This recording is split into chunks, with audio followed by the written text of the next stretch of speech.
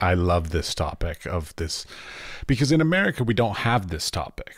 In America it's not well, maybe there was at some time this idea of like mentor apprenticeship, but in Europe, specifically in the Czech Republic, but I've seen it in Germany and a couple other places as well. Yes. And Austria and Yes, Poland exactly. and all these places.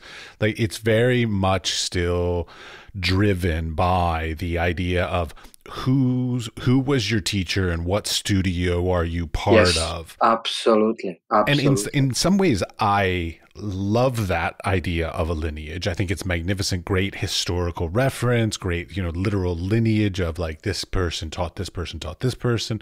Yeah. But it seems a bit difficult to do in the 21st century.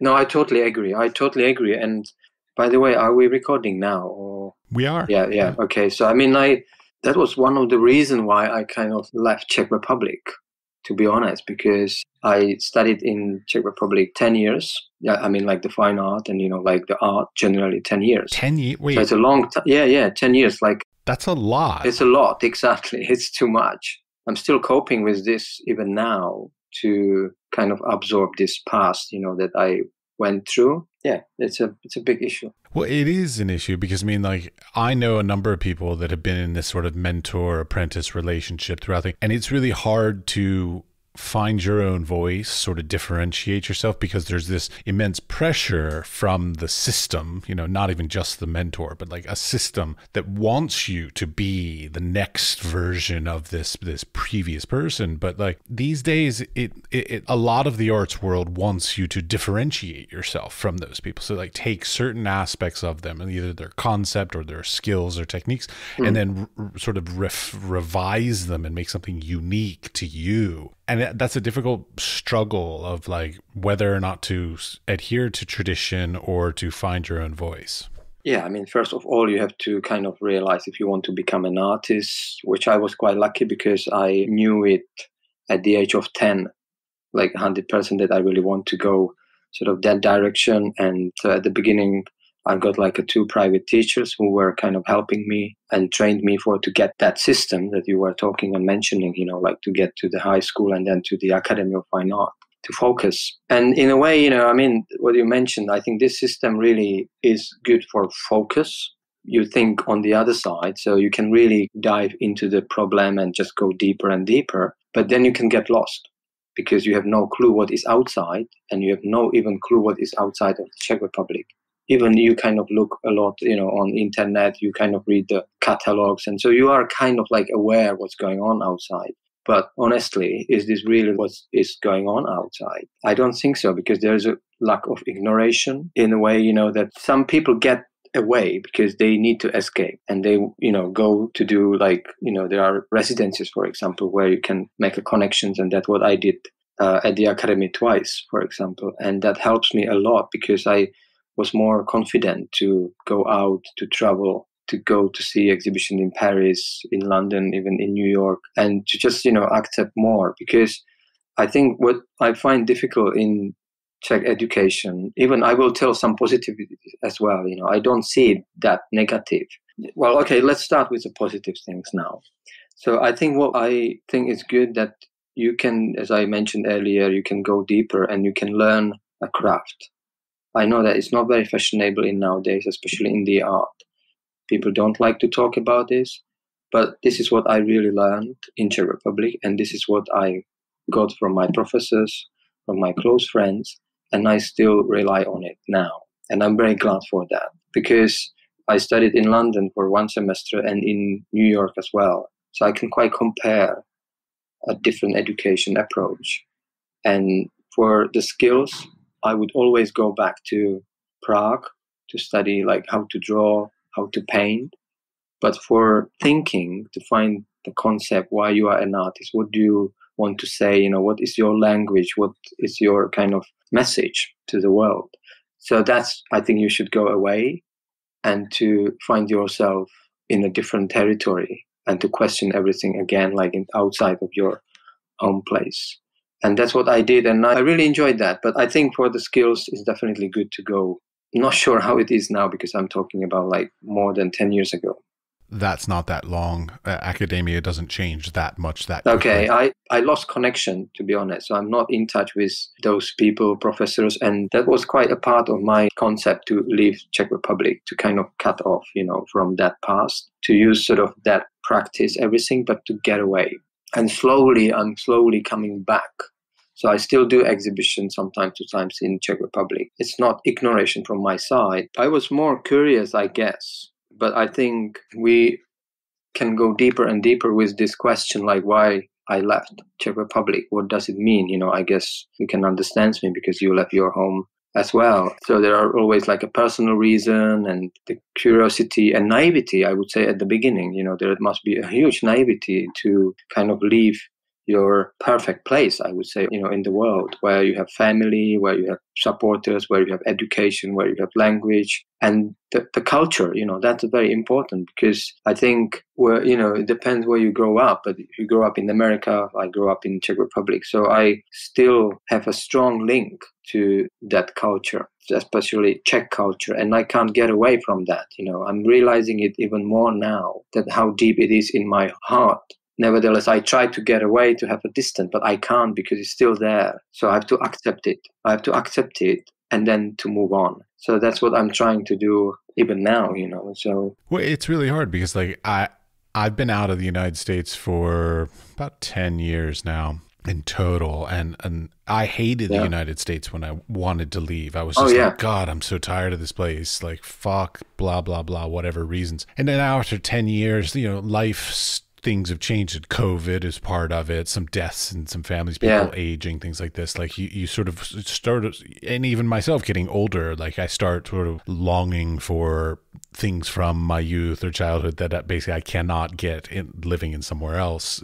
I would say Czech Republic, but it doesn't even matter where I was living. It's just not where I was born, kind of thing. So for me, I always wonder when people choose to leave their place of birth, let's say, or their inherent culture. I always refer to it as like you're either running away from something or you're running towards something, and it's the question of which is the stronger pull or push. Like for me, in hindsight, it was probably at the time I said I left the country because I was running towards something, but realistically, I was probably running away from something. I totally understand what you say, but I guess I'm just thinking if this really was my case as well or not. I think my case was more like a curiosity to see how the art world functioned outside of Prague, outside of Czech Republic, how, let's say, the main exhibitions influence the rest of the world, and I wanted to see them. I want to be just, right there. Like if you think about 90s in UK, in London, where I am now, like the YBA, and it was just such a huge influence into the world, So we were like talking about it in late 90s, early 2000s. And so I wanted to kind of like to go to those places because a lot of people in that time, like when I was at the academy, were talking about Berlin. So that was, I would say, quite an easy option because it's just close by. You can take a train. You can always come back to Prague. But I felt that's a kind of like compromise. So I really wanted to go away from Europe and to have complete different picture. America was too far away for me. I visited many studios there when I was in New York. I studied at the Cooper Union. And so great school. Absolutely amazing. Yeah. No, I if I could go back, I would love to study there for full time. I think isn't that the one that's free if they give you a scholarship? That's right. Extremely difficult to get in. Extremely difficult. But once you're there, you can do whatever you want. But the good thing is that you have a good professors as well. The people that they can support you. You get that feeling that they are behind you. Going back to Academy of Fine Art in Prague, there is a kind of more strange competition between students, I would say. Well, students because different departments, you see.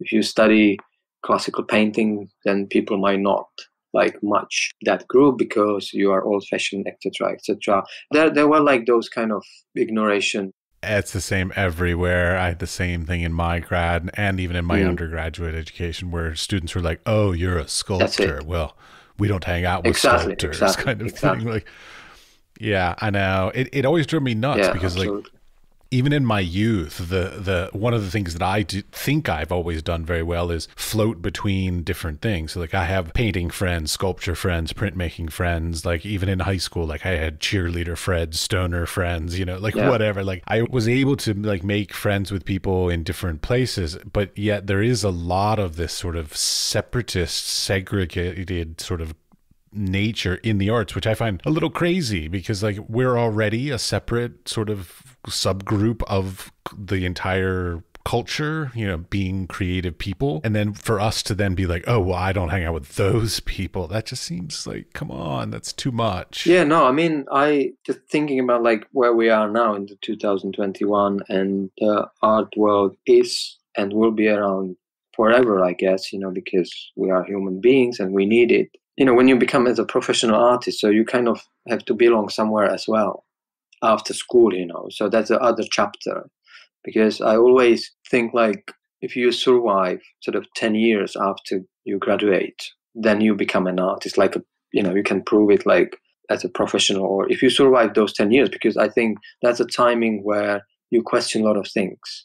If you can make a living from it, if you can do exhibitions, if you can find the right people, and etc., etc. So many issues, the private life as well. So if you survive that, I think then you can kind of like say, okay, I'm on the track, then I can kind of, carry on till the end or whatever, if you like it. I still find even now that artists are quite divided in terms of different groups on the professional level too. So, I mean, if you organize or if you are invited to group exhibitions, they always kind of like calculate and think about like, oh, he's, better name or not, and he would not fit or not. Or more followers on Instagram. For example, in nowadays, absolutely, that makes a huge role now, which is a new landscape, right? I find, I'm trying to get away from that because I was very into it 5 years ago. I thought that was important, going to the openings and to chat with the right people, etc., especially in London, where you actually don't see those bubbles much because they are kind of almost invisible, but they are here, of course. But it's just more harder to find the right box where it starts and where it ends and where you could and could not belongs, So, and I think especially for the artist who comes here after they graduate somewhere else and they just come at the age, I don't know, 20, mid-20s, and they have no clue how this function, the gallery system function and the museum system function. And so in that terms, I find it extremely hard compared to other countries like Prague or somewhere else, because I can easily get links to the Czech galleries, even museums. I can find out from where it comes from, why is, that project there, because relationship, whatever. But in London, it's a bit tricky because there are so many galleries, museums. They try to be totally independent, but then you realize they are not at the end as well. So they have their own larger group. But if you don't belong to that group, then it's very tricky to crack it, to kind of like to get introduced by someone else or something. So I find it at the end very selective here as well. Oh, it's just the same everywhere. It's all based on how large the metropolitan area is and how active. Yeah. I mean, there is so much going on, but at the same time, the top galleries will kind of measure it from the different side.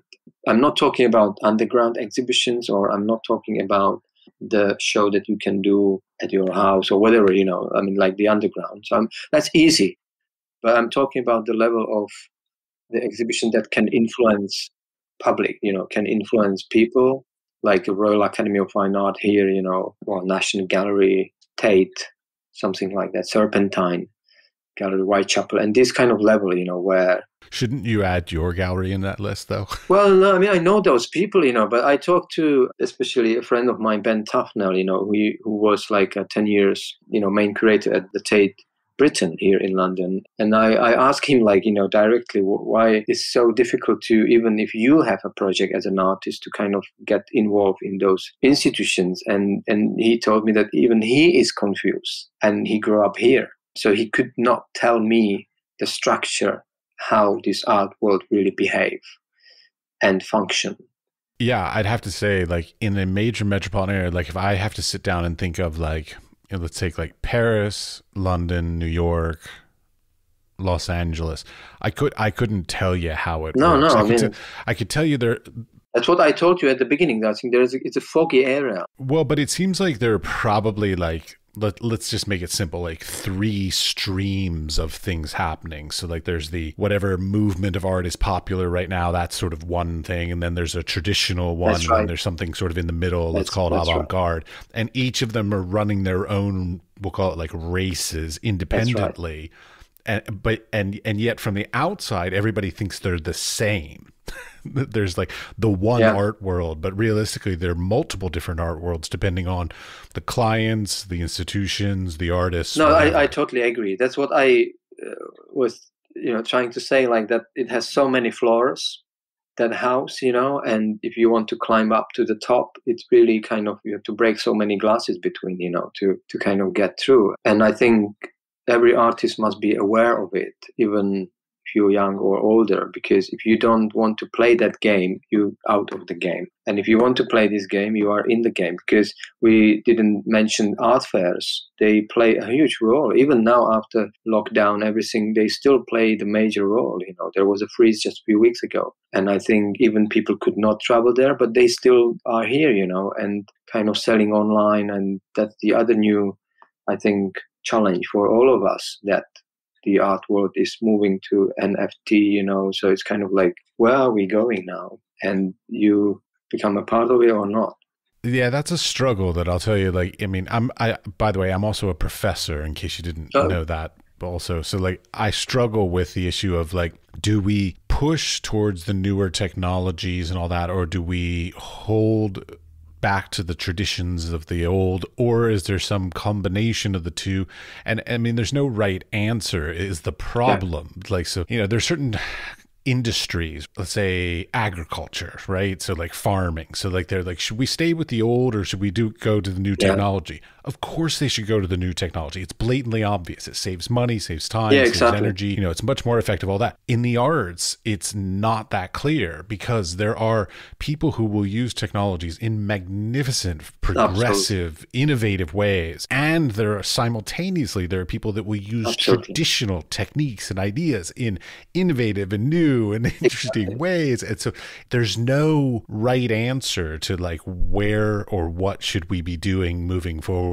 And so like this whole NFT thing is, it's just another technology advancement, but it's also throwing a huge amount of confusion, I think, for the next generation on what should they be doing. Like I'm a little afraid for the next generation of artists that like put all of their eggs in the one basket of being an NFT artist, and that bubble might burst. Yeah, no, I mean, I totally agree. As we can see, we are kind of in this field for decades, let's say, like functioning in the art world, like digitally, and, emails, website, Instagram, Facebook, Twitter, and, this kind of new communication. So I think it's getting slowly under our skin, because it's almost everyday practice. So when I was thinking about this, like how to respond to it as an artist, and as you mentioned, I mean, you have multiple choices, but let's put it simply, like 2 choices, like to go with that mainstream, follow it, or to go opposite. Means like that you might have a bumpy, fields that people will not kind of agree much with. What do you do if you go very far away from that mainstream? So what I sort of decided like 3 years ago, to create a project which would kind of clearly link sort of European heritage, European kind of legacy in the art that we learn at the Academy of Fine Art, that we learn from the books, the old stories. And because I treasure it now, because I think, as you rightly worried about the future, that there could be the generation who could say, oh, we don't need that because we are happy with our digital world and we are creating a new culture, which they are, But I just want to say, hold on, you did not come from nowhere, I mean, there is already a track from many, many different art, history, cultures, languages, etc., etc.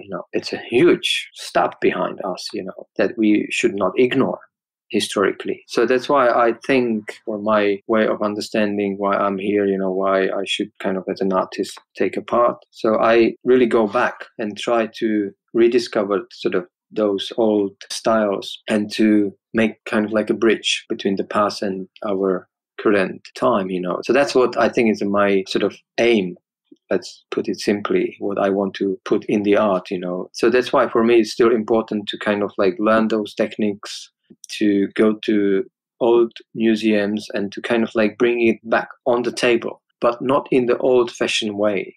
So I'm not kind of just accepting what is going on in nowadays. I do. I mean, I observe a lot, and it's extremely inspirational at the same time. But let's mix, that meal with other ingredients, and not just thinking there's only computer and there's only kind of, the virtual world. I think we should really kind of mix everything together and find the balance, because we should not get unconnected from the nature. We should not get lost from as a human being or whatever. Yeah, so today my exhibition opened at the Paraffin Gallery in London in Mayfair. I'm showing there like 14 paintings. I mean, they are kind of like referencing exactly what I was mentioning earlier about sort of the past, but also what it means, this energy from the past, when you transform it into 21st century. And I meaning it like that you really try hard to use those techniques to prove it, that there is a connection, clear connection to that 200, 300, 400 years old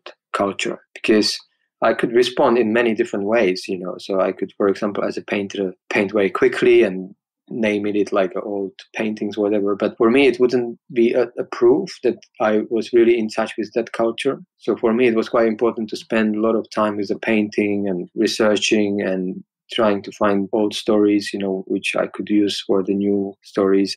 Well, it's like they always say, like, there's no brand new art. Everything is some sort of remix of some old stuff. Like, just, there are only so many ideas in the world. But I do portfolio reviews, and I also do critiques in class and things like this. And like one of the things I always think about is whenever an artist is making new work, so like I guess we would call it contemporary work at this point, that they still should have some great understanding and reference of everything that came before. So like I think art history is a very important element of being an artist, because if you don't know what came before you, you don't know where to go. So the idea of like standing on the shoulders of the people that came before and then figuring out some sort of, and I use the words like authentic or original or unique perspectives on whatever your life, your experiences, today's modern society is. But you're always going to be utilizing those historical things, whether they're historical techniques, historical mythologies, metaphors, allegories, whatever they are. So like having that wealth of whether it's traditional skills or traditional knowledge of art history, I think is incredibly important in order to make artwork that sort of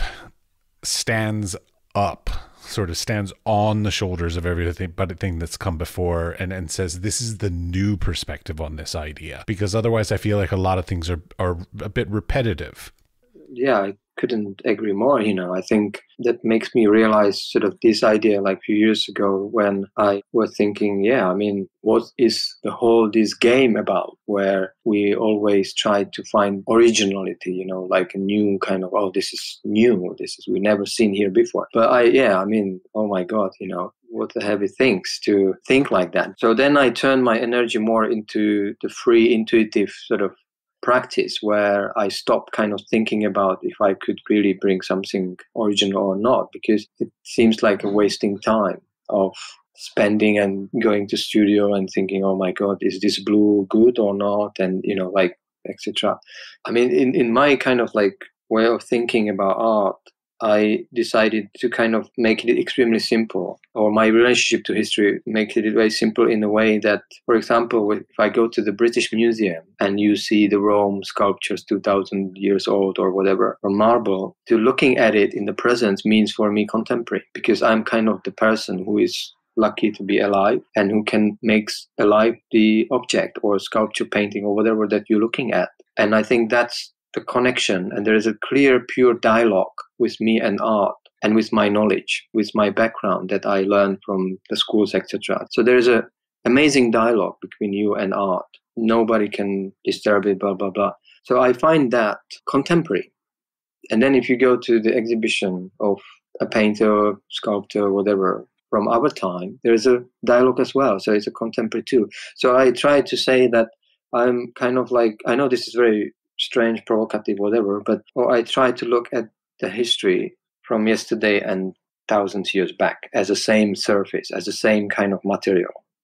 So I don't try to judge it that this is really like 500 years, so I should really be more patient about it or aware or not, or to ignore it because it's too old. So I mean, you can't escape from that. You can't escape from our past. But I try to put it as a one huge package, like a universe. And it doesn't matter if it is 2,000 years old or 10 years old.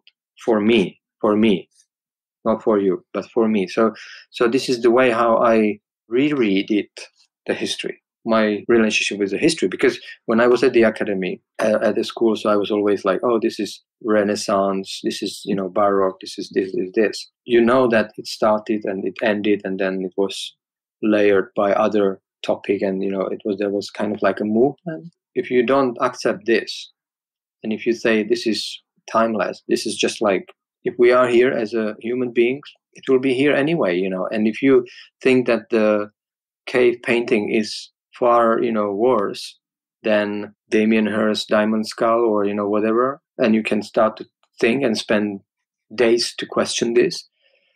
But if you think that no, both are interesting and both are telling us something, so why should I really judge it that this is new and this is old? Do you know what I mean?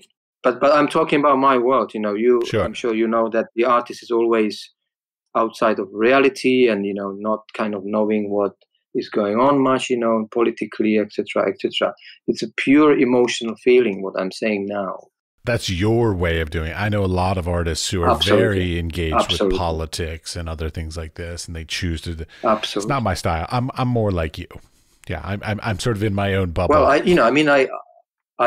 observe politics. I really do. But I mean, like, question, can I really understand it if I'm not involved in it? Well, question, do you really need to understand it if you're not involved in it?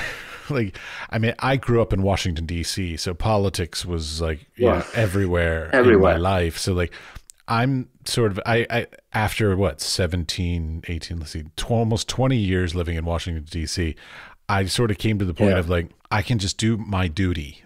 Like, be an informed citizen, vote when asked for, and that's about it. Yeah. I don't see any need to utilize any more of my brain or my emotion or anything because I've got better things to worry about. I got, personal issues, family stuff, work things, relaxation even. Like, I've got things I'd rather spend my time and effort on than concerning myself needlessly on things that I cannot make any difference beyond being a responsible citizen and, voting and just being aware of the measures and all that.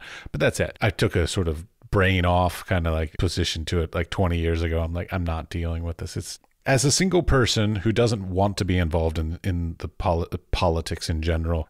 It's I'm not going to make any difference beyond my single vote. I just observe it as a theater, as a kind Very of much like so. Yeah. interesting material that you could use for your artwork, for your creativity, because I think those kind of stories that you read online or on the newspaper or the telly, whatever. So it's kind of like, wow, how we can transform this into. But again, I think this is what Francesco Petrarca, or like, not new again, right? It's been here, since the cave, production, cave living, like how we are going to hunt this animal, and the politics starts to being involved, like who and. Well, okay, let's take it away from like real politics. Let's talk about the politics of the arts, because like I don't care about like, real politics. That I don't care. I do care. I just don't care enough to I'm not educated enough to have a good conversation about it, let's say. But in the arts, there's a huge amount of these kinds of political things. I mean, like, I've talked to people who are parts of residency programs and even grant. There's a grant paying for this podcast, and so like all of these kinds of things are like a lot of politics. It may not drive it, but it certainly is not devoid of it. Like, it's still involved in it, especially when it comes to sales, exhibitions, and all this kind of stuff. And it sort of drives me nuts, because I'm very much an old school person in a way that I wish that the art world was driven on merit. So you make good work, you get sales or exhibition opportunities, period. But unfortunately, that's not the truth. The truth is No, who you no. know, who you're married to, whose works and what collector has some of your work, because that collector might be on the board of a museum, and so all of a sudden you get a museum show. Like, there's so much shady behind the curtain politics that goes on in the arts that it's almost a bit depressing if you realize just how much of it goes on. Yeah, no, I think totally agree, and I think that's what, going back to why I left Prague, like, I think there was a lack of naivety to kind of leave clear fields where you know everyone and know how to kind of to whom to talk about the other future exhibitions. So in a way, I suppose that being in Czech Republic is a bit more easier if you study at the right places. Means like that you grow with your generation and you kind of have those connections for being together to create a movement, or let's say like that. But I think like being in the big city, there's a big lake or sea, where I think it's just kind of, you need to be quite naive, I think, to kind of join this group, and then you realize on the journey that it takes much longer time than you were expecting at the beginning to kind of like collectors, galleries, studio, etc., and everything.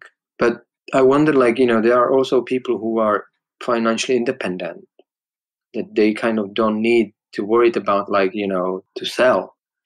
And they struggle too, because I've got a friend of mine that she is a good artist, but she's not selling much. And she has, finance sort of security, but she struggled that she's not selling, like, just in that way, because she wanted to be like other artists, like, oh, I can make a living, but she doesn't need it. But I think there is always competition in that level too. Oh my God. I so wish that I had that. Are you kidding?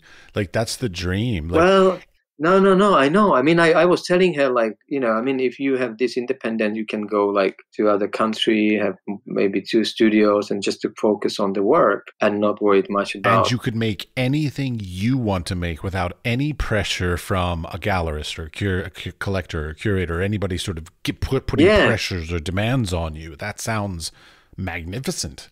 I totally agree, but there is a but, because these people, not all of them, but some of them, they want to be accepted by the art world. They want to be accepted, but they don't, not having that pressure of like to prove that you kind of like can do it, you are good. And I think it doesn't push them or motivate them to do any better. Yeah, because they are secured, and I think if you are in the secured fields, you just don't move much, don't you? Because you just don't need to take a risk. But I think an artist should have to take a risk every day, like even going to studio just to take a risk, not knowing like where to stamp, where to jump, or if it's fail or not. But I think that's what should be everyday dialogue to artists, with like, take a risk with this.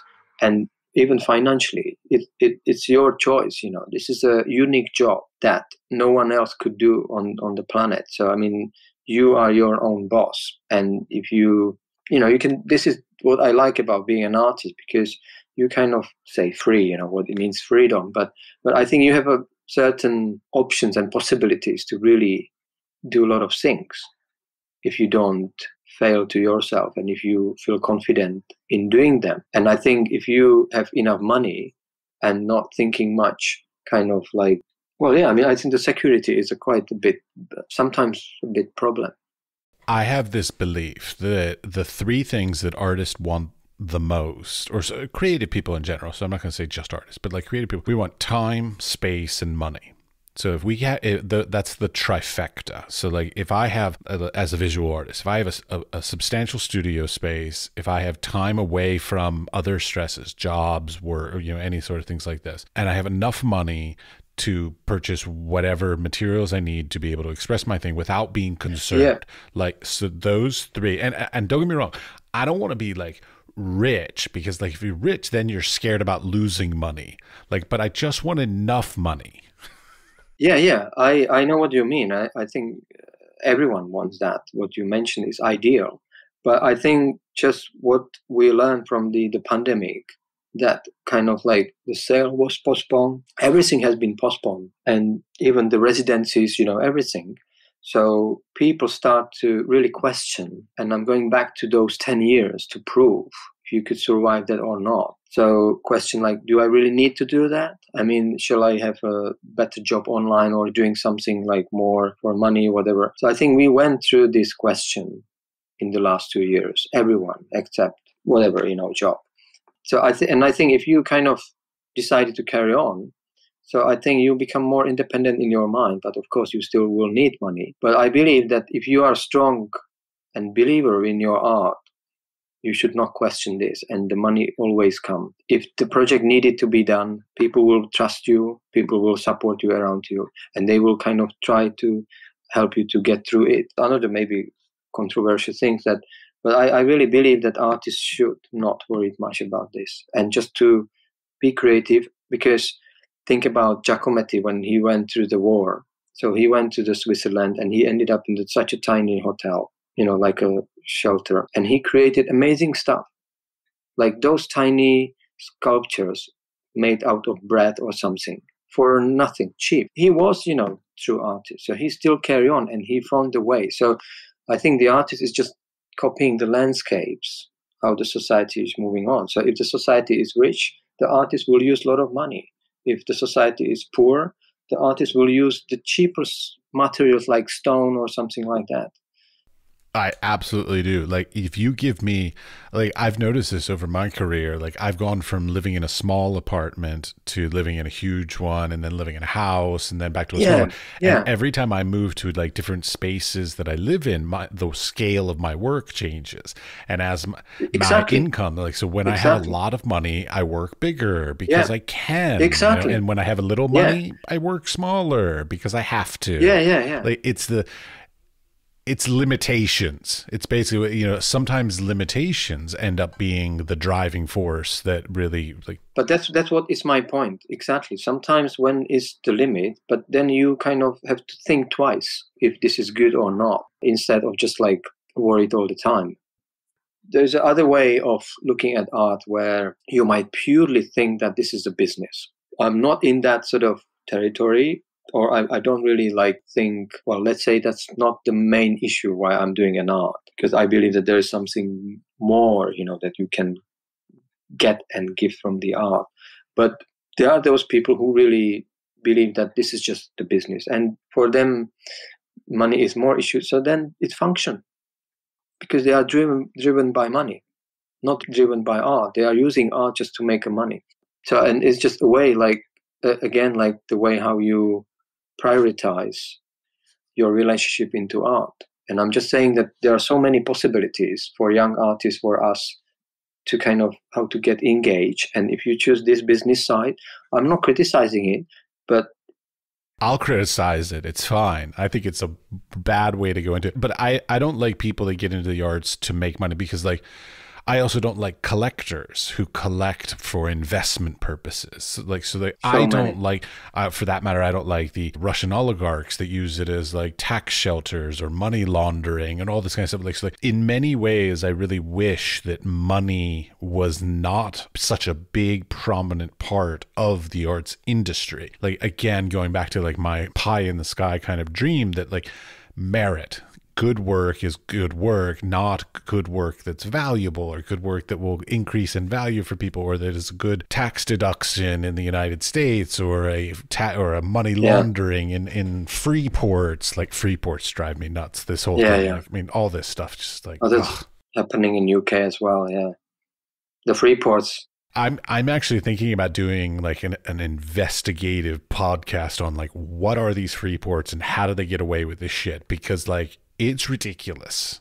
It is. I totally agree. Or just make them all free, like all ports, free ports. Like why are there certain free ports in certain places that certain people have access to? Like, I order things from other countries, but I can't get them shipped to me through a free port. So why can other people do that? Like, it just sort of drives me nuts. Oh yeah, that's the other things. Yeah, but it is in the art world too. I mean, there are so many expensive paintings kept. Geneva in Switzerland. Yeah. I mean, like that whole place. Basically kept, I know. No one can see them. It's fascinating that from what I understand about the laws there is basically if you're in Switzerland, you buy a piece of art and you do not exhibit it, but keep it in storage and then resell it, you pay no taxes on both sides of that transaction. Correct. That's just like, I mean, I love it. I mean, if I was a financial planner, like I'd be like, get into that scheme. That's the good scheme. Yeah, no, I mean, I think, you're touching sort of other topic where, the money involved in art. And I think if you are a professional artist, you have to face this as well. Like, I mean, do you want to sell your work or not? Or do you want to be more depending on residencies or stealing money from somewhere else, so from the other system? Grants are great. I love grants. I just wish I could get more of them. Yeah, but to be honest, for me, this is a quite big issue as well.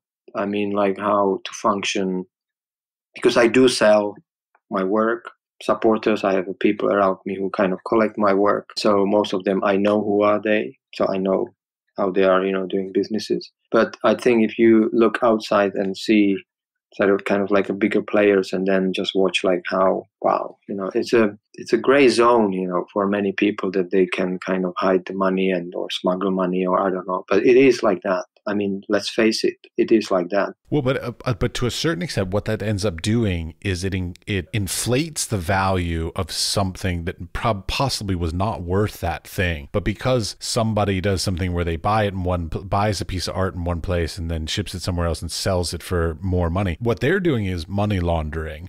And then, but what they're doing is they're also sort of, to me, damaging the art world because they're inflating the value of a thing that, quite honestly, probably didn't need to be on its merit, didn't deserve to be elevated in that value. And so now they've sort of falsely made something worth more and given it more value just so that they could make money. And now that artist's career has now made it so like they have to increase their prices to match that, and then maybe they can't sell because now they had to increase their prices. I mean, there's so many trickle down effects that, in my opinion, harm the artist and sort of their sanity, their anxiety levels, their whatever, because of these other people who just don't take us into consideration.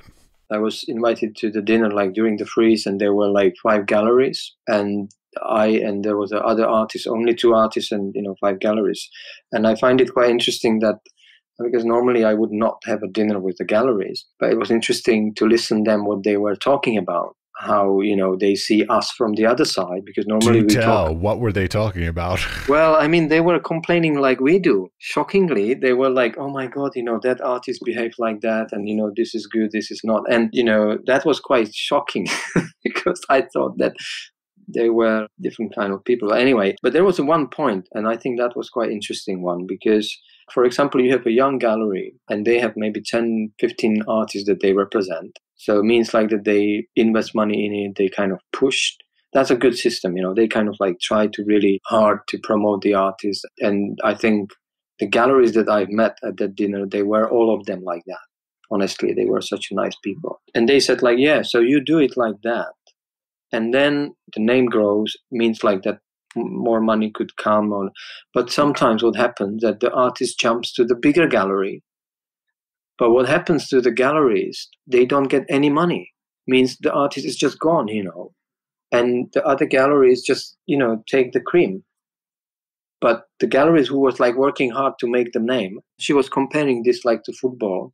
I don't know much about football, but she said when you train, a young footballer, you always get some royalties or some kind of like a, income. Instead, he's just going up and up and up. This doesn't exist in the art world. So I think this just proves and shows you how jungle it is, that everyone is doing what wants, I mean, you don't have any borders if you want to quit it, and if you don't have, strong agreement or something like where you could not do that, then you just jump, and the gallery lose money. And so it's a quite unprotected area. That idea of royalties, I love that idea. And I mean, I look at it as the artist side, because so I'm sitting here like, okay, so I have a piece and I sell it to a gallery and then it gets sold to a collector. That collector might then turn around and sell it on the secondary market for 100 times more the value. and they get to keep all the money, even though I did all the work. Like I really wish there was a system, and so even galleries would be great. So like I remember back when I used to work in a gallery, and we used to get what we called sister galleries. So like a gallery would be in one city, and basically they would then give one of their artists to a gallery in another city. But if that other gallery sold a piece, they had to give 10% back to the what we called mother gallery, sort of like the original gallery. So like there was like a little royalty system when galleries relate to other galleries, but when they go up in level, so like when the artists move up, that original gallery that put all that time, energy, and money into their career to build them up to that level loses everything. I can see it in the galleries in London that, for example, there was an artist who was like 2 years ago, 0. And let's say now the prices jumps like nearly to 1 million. No, I'm not kidding. I know those people, and it's crazy. And the artist moved to the higher players, and the gallery just look at it like, oh wow, we are not going to get anything. So, this is just the other perspective, seeing artists, like from the gallery's point of view, like that. So they complain, but I think you have also like a big question, like, do you really want to reshape this art world? I mean, who is gonna to do that? But who is gonna to conduct that? Because we don't have prime minister, we don't have presidents. We don't have that system in the art world. For God's sakes. Well, oh my God, so many people would get nasty, crazy. Oh, it would never be able to happen because it's such an international, global thing. Like, there's no way to get organized. But it would be amazing if there were. But I like freedom at the same time. I really don't want to. I don't think that it's good to kind of put it in the box. I know it would be easier for all of us, but I think the freedom is good as well. Like, it's a fragile topic, right? Because then you might think the money comes from where they comes from, and they kind of jump the prices because people like to play the game with you, just to have a fun that they can push you, higher, and you just watch. The artists mostly watch. That's the irony of it as well, because even if you have an artwork at the auction, means that you already sold the artwork, and you just look like, oh wow, my painting costs in 2021 this, and you just like, you get some royalties, but that's it. Well, if it's a legitimate auction house, you get royalties, but not always. Well, if it's ever reported to you. Yeah. But I think as a young artist, again, like, you are naive at the beginning, of course, but sometimes you're lucky to meet the right people that they really want to help you, and then they navigate you. And if you don't meet them, then you can end up in a quite big mess. So I think your professor, or, that's extremely important to have people like you to kind of like talk to young people and to introduce them. This is how it functions now. And you have choices that if you really want to follow sort of that track, if you want to be at the Frieze, if you want to be, at those kind of like famous galleries, you have to really accept that this is how it is happening. And if you don't like that, then you have to get away, and you should not sell your work to those people. It's quite simple, so you should ignore that. So, but I think you have choices at the beginning. Even the markets do whatever, Yeah, it's like it's going back to like your football analogy, even though I don't really know much about football, but there are different games being played in different locations, and you can sort of go up in ranks to like the next higher quality of game kind of thing. And it's really hard to transition even between those, because like I know a lot of artists that will, or even like going back to the gallery representation kind of thing, like, so certain galleries are like, let's say, mid-level galleries, and it's really hard for them to break into being blue chip, like, because absolutely, because there is a structure of the fairs, you get invitation, you not get invitations, you get a better spot in the fair kind of thing, like, no, absolutely. Yeah, I know that plays a major role. So there is a strategy, like curatorial, people curate or etc. This is what you don't learn much if you study at the Royal Academy of Fine Art in Prague. So you see the art world more kind of that you have to suffer. People will discover you. And if you are like living, under a tree or whatever, then you kind of, this is the real artist. And I think this is how I was brought up, like that. So when I came here to London, it's opposite. Well, if you tell to the people how you're doing, if you tell like, oh, I don't sell any painting, and they will be, oh my God, you must be, crazy living here. And in Czech Republic, it would mean like, oh, you're doing really well because you do, your stuff. You just ignore everything. And if you go opposite and so, my show is sold out. Wow, you are a great, great artist. And I think this is kind of a difference as well, that you can, and it's a huge difference. I was a full-time professor in the United Arab Emirates when I met my wife, who's Czech. And when we met, so like I'm a professor of photography and art, basically, I do, graphic design, bookmaking, all kinds of different things, but art. And she referred to my production of my art as a hobby. Because I don't make money directly from sales of art. Yeah. I'm like, no, but I make money from being a teacher of art. In order to keep my teaching job, I have to be making art in order to have the credibility to be a good professor. And it took her maybe about 5 years to sort of figure out how that worked, because it's not something that is sort of understood by anybody not in the industry.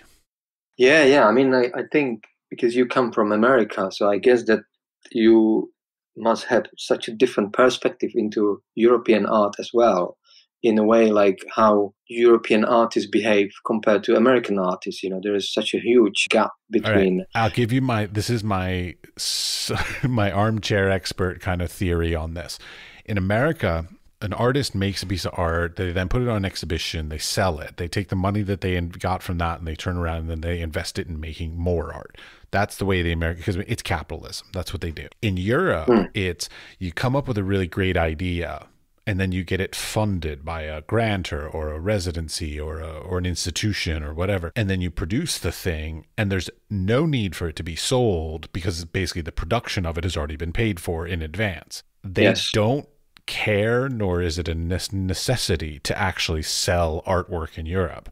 And don't get me wrong, I love that, and holy shit, I wish I had come to that younger, because that's amazing. Yeah, I would have a point in this here if I can, because I think this is a very icy area here as well, because I think if you touch those grounds, and like you mentioned, the kind of European model where so many artists get foundation, from state basically to support them to play, to carry on, and not worried much about selling it or whatever, So there is no any pressure, and here we are again. That's what I mentioned earlier. When you don't have any pressure, you kind of get crazy, or you don't care much, you think that you are the unique one, etc., like that. And I think both are extreme.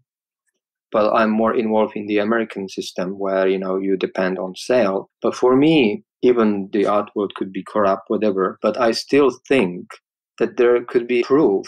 If someone buys your work, there is a little proof that you should carry on. That's a little signal like, it means like you and someone else likes that work, and then spend money. So it means like, yeah, you've got the green light. You can carry on. But I think when you have involved state in the art world, I think there is something going on, because what does it mean when you get money from state? It means that you play the politics there, or are you kind of friends with them, or do you need to email them every month to say like, oh, I have done this, I need still more time. There is a kind of like a dialogue, right? It's not just the money of nowhere. So it means that the state is trying to control artists, because don't forget that they always kind of make grants closer to the trends, what is going on in society, And they also give grants by committee. So there's to a certain extent, there's a little bit of a respect, appreciation, depending on the committee. Because if you're talking about a committee of museum directors, curators, collectors deciding who gets a grant, I'm all for those grants. Yeah. But unfortunately, most of them are run by government institutions. And so it's just some bureaucrats that have no interest or knowledge of the arts that just go, well, the proposal is well crafted and their budget is on point. Absolutely. And so yes, we'll do that thing. But they don't actually know the merit of it. I know, artists around me that they just say, oh, I have to spend 1 week writing, to write what they want to listen, right? And to get sort of the foundation and the money for the project. But I think both systems are wrong. But, let's put it diplomatically, I just want to question more like what really does it mean that grant system in nowadays. Because just think about Vincent van Gogh. If he would get funding in that time, would he be where he is now, like, with that sort of rich art that he created under pressure? I'm not saying that everyone must be like that, but I think that's, again, he took that risk. On the other hand, though, the Sistine Chapel, it was funded under patronage, and it's a magnificent piece of artwork in and of itself. So unfortunately, there's no standard right way to do funding and support for every creative person. We all need different types of support and funding. Some people work better under strict limitations. Some people work better with huge amounts of freedom. Some people work better with more time, so that's right. Whereas some people work better under deadlines. So it's never one thing. I mean, some of the greatest artists made their most magical and magnificent pieces when they were broke, and then went on to make really great big scale things when they had money. But their most recognizable things are the things they made when they were broke. So there is no perfect model, unfortunately. But they're too extreme at this point. I want to try and find a compromise, because my problem is in America, it's like 90% capitalism with 10% grants. And the grants are a very extreme. There's either like very small money grants and then very high money grants, and there's nothing in the middle. Whereas in Europe, there's not a lot of high money grants and there's not a lot of low money grants, and it's all just sort of in the middle, which they both have their merits. And I kind of just wish they'd come together and sort of create a good all around funding model.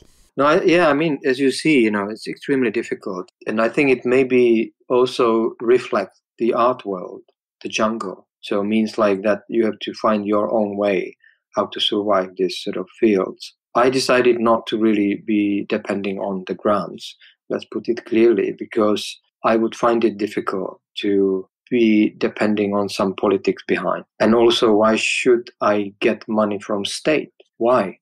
Because you pay taxes into that institution. Yeah, I do. But there are many other things as well that needs to be running, I mean, art is not the big things. I disagree. It's a huge thing.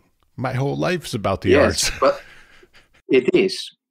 But this is only you. Oh, I know. It should matter only to you.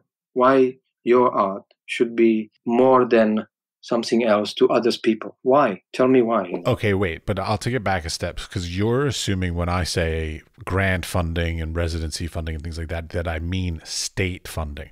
I also think that corporations should step in on this. I think that large collectors, people with large, endowments and funds and stuff, they should also be giving out grants and stuff like this. So I am not coming from the idea that I believe the state should be funding this 100%. I believe that the other parts, like, I don't know how it is in Europe, but in America, a corporation, if they create something like an arts fund, an arts grant, or endowment, or a residency, it'll be a tax write-off for them. So it's financially to their benefit to do something like this.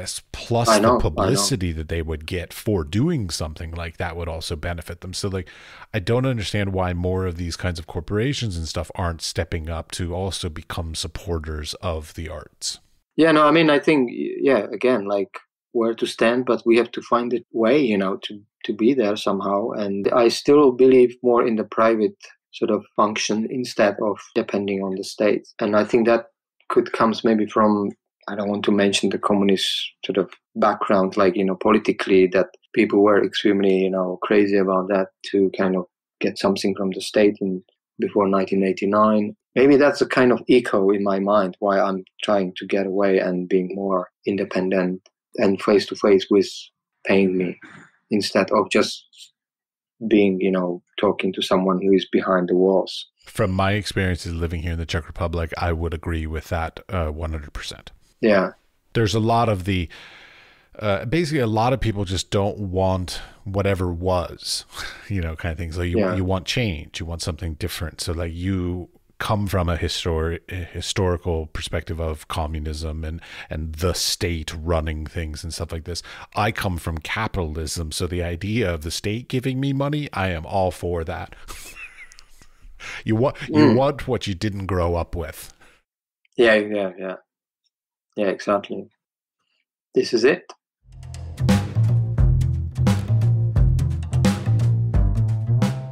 I choose London because I think London, it's kind of like interesting place where you have everything from all around, from other countries culturally. And I'm not talking about countryside, but we're talking about London because the countryside is different. But when I mentioned that it would be quite difficult for me to live in America because it's just too far away culturally, but I didn't want to be in Germany, so I thought, where else? So then I went to France, but I find it very difficult to kind of get in.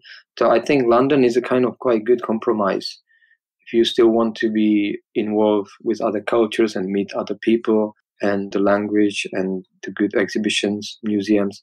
So I think it's a quite, to me, it's a quite good solution to be, to have a studio here. And even it's a very tough city, but that's what I like because you are in the good kind of confrontational environment. Well, I mean, even these days, because like a lot of people are saying, like, oh, well, you can do an entire artistic career on Instagram and through your websites. It's not true. Like, you still have to be there. I had a friend of mine, photographer. He traveled back and forth from the UK to the Czech Republic, and I kept saying, like, why are you going back to the UK so often? Because his family's here, his wife or his ex-wife and his child were here in the Czech Republic, and he'd say, because I'd only get the jobs when they see me. I need to be seen. So he would have to go there, even though he worked for magazines and all these different places for decades. He had to physically like go into the office, have coffee, take a meeting so that they would remember to hire him or buy something or pay, whatever. That face to face, even with COVID, even with all the virtual stuff that's available, like you can't compare. Like you have to, especially in the creative industries, because all of those relationships, whether it's a relationship between an artist and a curator or a gallery or a collector or an institution, as much as it is about the merit of the work, and as much as it is about the sales and grants or residencies or any other kinds of things that give you credibility and all this, in the end, none of these people in the industry are going to want to work with you if you're an asshole. So like they want to meet you. They want to like you. They want to enjoy working with you. And so if that relationship isn't built, which you cannot do virtually, like it just can't happen because that's just the nature of it. So that you still have to be there. And London is a magnificent place to do that. Yeah, no, I totally agree. I think even now, going through a quite difficult time because of Brexit consequences, and like I can feel that this country is under pressure now, like to finding a new phase for the next decades, or I mean, it's gonna be climate change, or what is kind of like the main topic, that's going on. So it's quite actually interesting to be at the beginning of the new era, because new technology will be involved as well. But I agree that if you have a meeting face to face or whatever, it's still kind of totally different.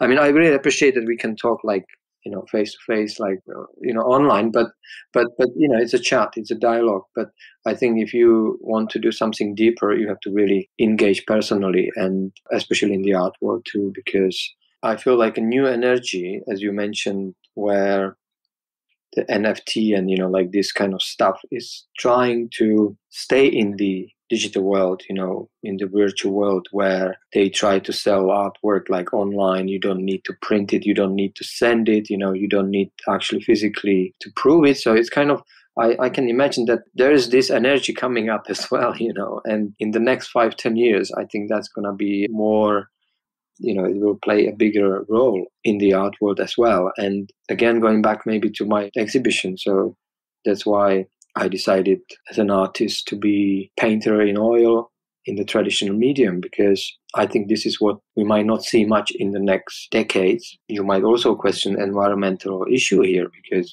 I was talking to an artist and thinking like, are we going to be banned from using oil in the future? But it could get there, it could. It could, yeah. They can say, well, not nice for nature. Come on. I know a lot of printmakers that have moved over to like vegetable inks and other kinds of stuff. Exactly. So I saw like some ink which has been sort of neutral. I don't know, but yeah, I think this is also a big question. That's why I think UK is facing it already now. Like there is a COP, conference, at the Glasgow, sorry, about the climate change now. It's ending tomorrow. So many issues were in the media because of this, how we can protect the planet and etc. And I think a lot of artists are involved in this as, like trying to make an artwork referencing this, what is going on now.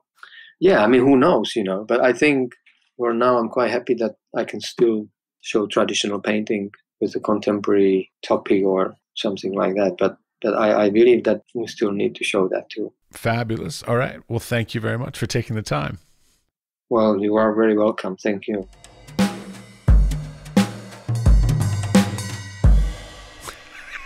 Okay, recording again. No, I mean, like talking about the Iceland, I've got a very good friend of mine who introduced me to other artists there. So I started to travel there more since 2014.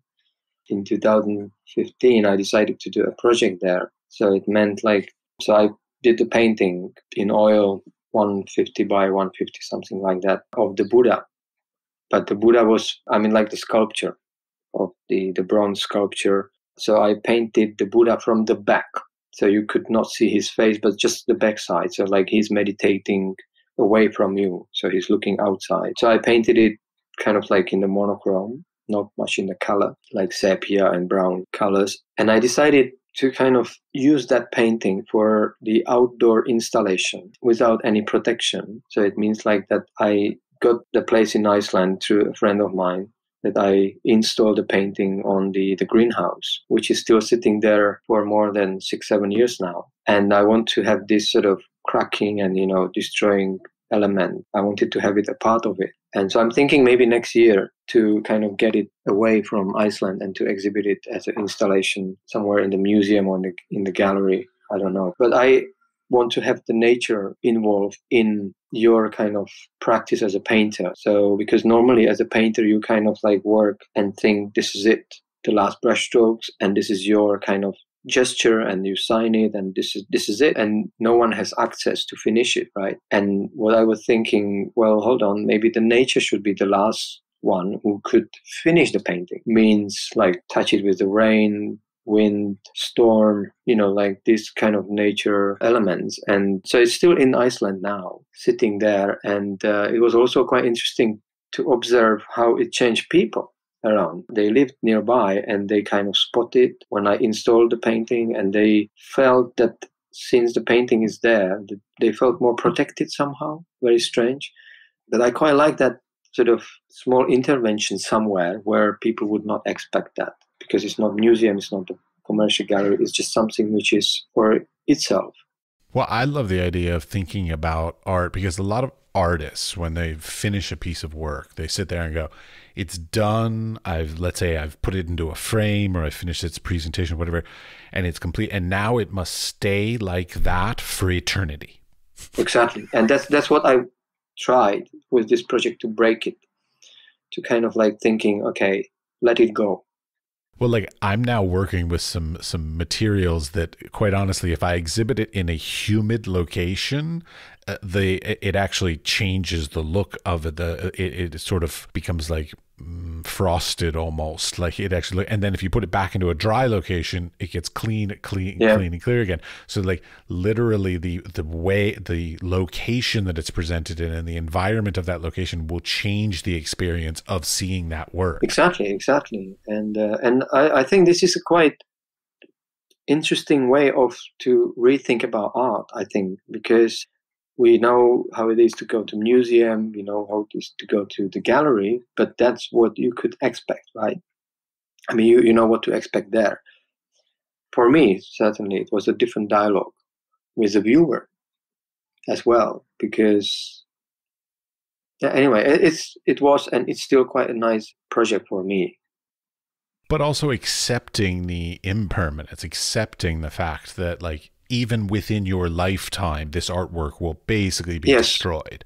Like if you leave it out there your entire life, it will be destroyed before you. I'm sure it's nearly there now. But that's the antithesis of what almost all artists want. We all want to like vacuum seal the piece at the day the last brush Yeah. stroke or whatever's put onto it, that we're like, this is exactly how it should be seen. And then we don't even think about, oh, well, color's going Yeah. to fade, or No, varnish is going to it changed yellow, anyway. or like whatever. Like, it's like, yeah, but we don't like to think about that. We like to think that the perfect rendition of it is on the day we seal it in whatever. And that, but they are always changing. They are always evolving. I mean, Yeah, they get damaged absolutely. over time. They, somebody cleans it poorly, whatever, Yeah, light no. damage, smoke damage, God, there's so many environmental damages that happen to art. I mean, most of the quote unquote like art pieces we see these days do not look like they originally, the painter or artist originally 100%. intended. Like, I mean, thinking about Prague, like, there's a great artwork by Albrecht Dürer. Just think about how it could look like when he finished it in Venice, And I mean, now it's just so destroyed, so kind of like retouched, and it's far, far away from that masterpiece, but still great, of course.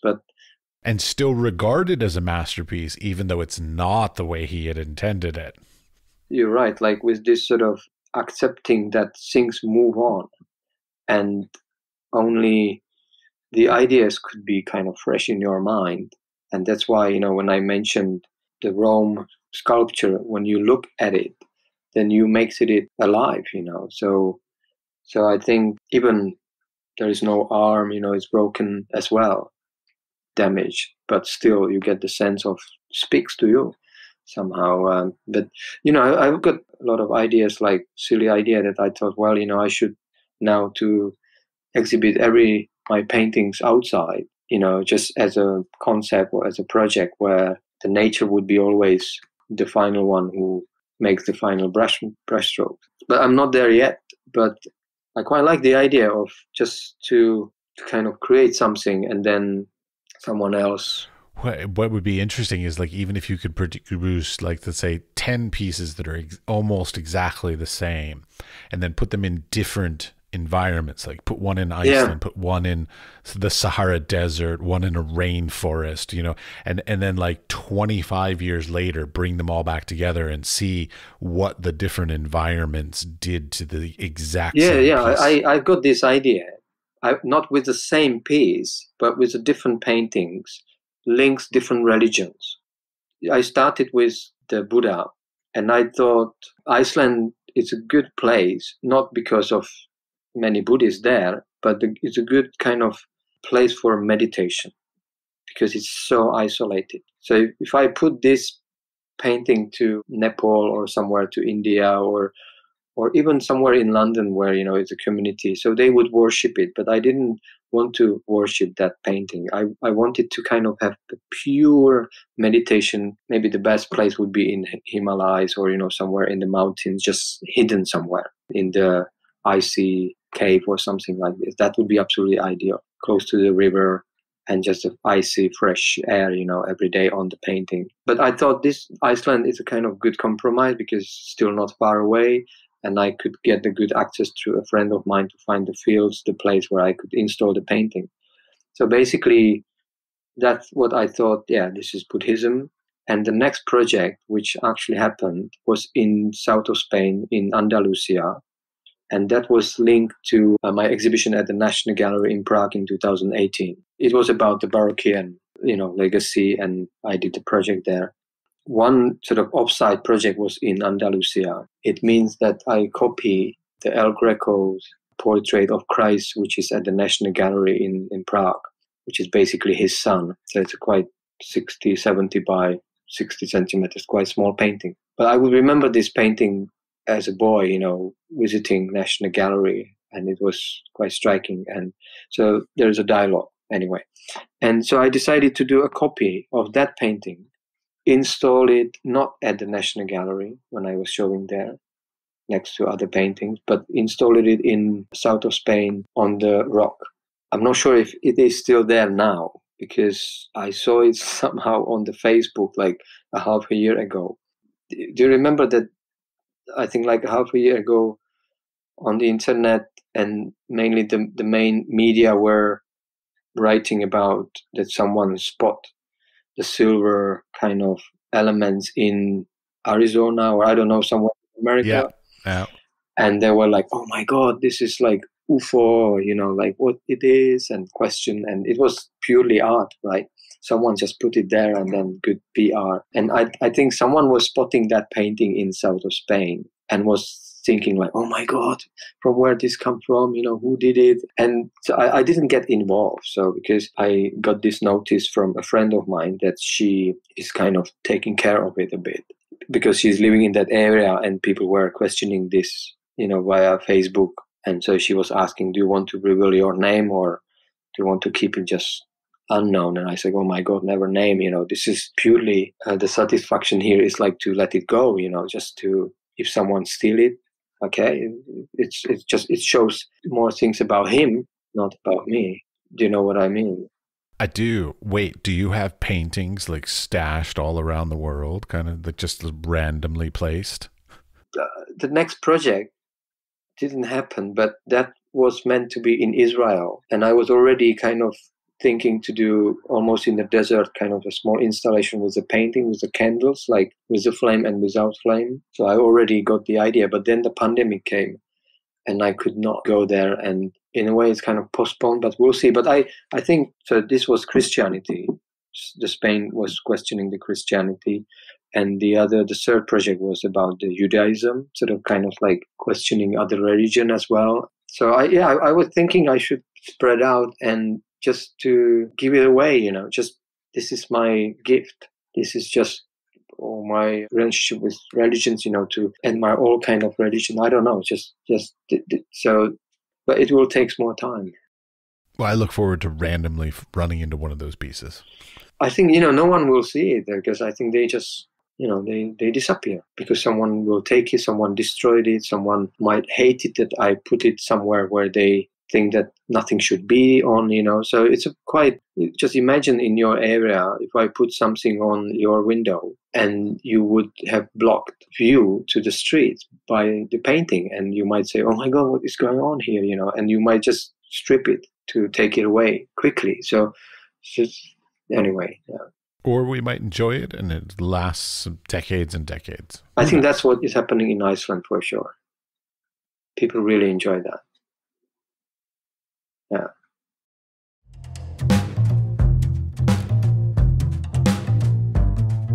Thank you for listening all the way to the end of the conversation.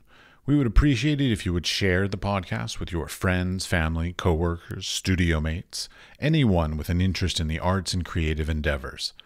The building and strengthening of the arts and creative community is at the core of the mission for this podcast. They can subscribe on Apple Podcast, Spotify, or wherever you get your podcasts. We are produced by 5014. The audio was edited by Mickey at CushAudio Services, and the music was created by Pete Bybee.